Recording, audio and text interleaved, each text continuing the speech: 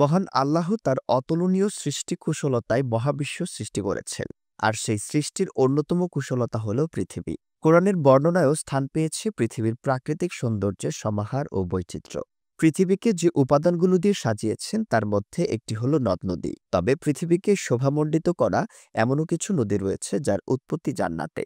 সহিহ মুসলিম শরীফের হাদিসে ৪টি নদীকে জান্নাতের সঙ্গে সম্পৃক্ত বলে বর্ণনা করা হয়েছে।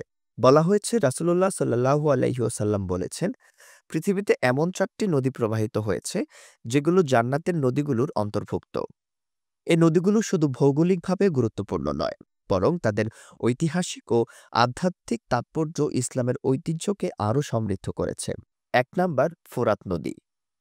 ফোরাত নদী বা ইউফ্রেটিয়াস রিভার ২৮০০ কিলোমিটার দৈর্ঘ্য। এই নদীটি তুরস্ক, সিরিয়া ও ইরাকের উপর দিয়ে বয়ে গেছে। প্রায় ১৪০০ বছর আগে মহানবী হযরত মুহাম্মদ সাল্লাল্লাহু আলাইহি সাল্লাম বলেছিলেন, কিয়ামতের আগে শুকিয়ে যাবে এই ফোরাত নদী। ইতোমধ্যে এই নদী শুকানো শুরু করেছে।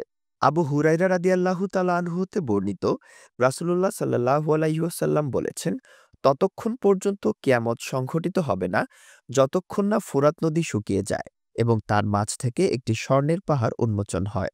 ২. মিশরের নীলনদ। নীলনদ ইসলামের ঐতিহ্যের সঙ্গে গভীরভাবে সংযুক্ত।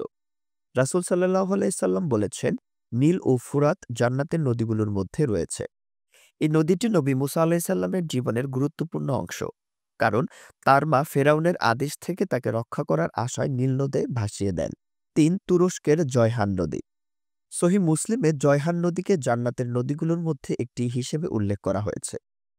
পূর্ব তারাস পর্বতমালার নুরহাক পর্বত থেকে উৎপন্ন হয়ে প্রায় ৫০০ কিলোমিটার প্রবাহিত হয়ে ভূমধ্যসাগরে মিশেছে। এটি প্রাচীনকাল থেকে একটি প্রাকৃতিক সীমানা ও বিভিন্ন সভ্যতার জন্য গুরুত্বপূর্ণ সম্পদ হিসেবে পরিচিত ছিল। ৪. তুরস্কের সিহান নদী। সিহান নদী বা সেরাস সিলিসিয়া অঞ্চলের দীর্ঘতম নদী।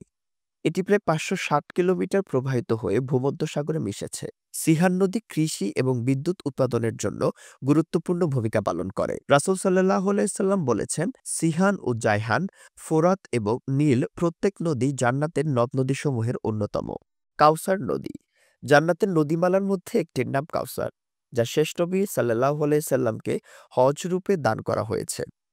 এখান থেকে মহানবী সাল্লাল্লাহু আলাইহি সাল্লাম তার উম্মতকে কিয়ামতে পানি পান করাবেন। সর্ববৃহৎ হওজ ও কাউসার নহর থাকবে জান্নাতি শরাবে পরিপূর্ণ। সে পানি পান করলে আর কোনোদিন পিপাসা স্পর্শ করবে না। এগুলো জান্নাতের নদীসমূহের কিছু উল্লেখিত নদী, যেগুলো পৃথিবীতে বহমান এবং আমাদের ঐতিহ্যের অংশ।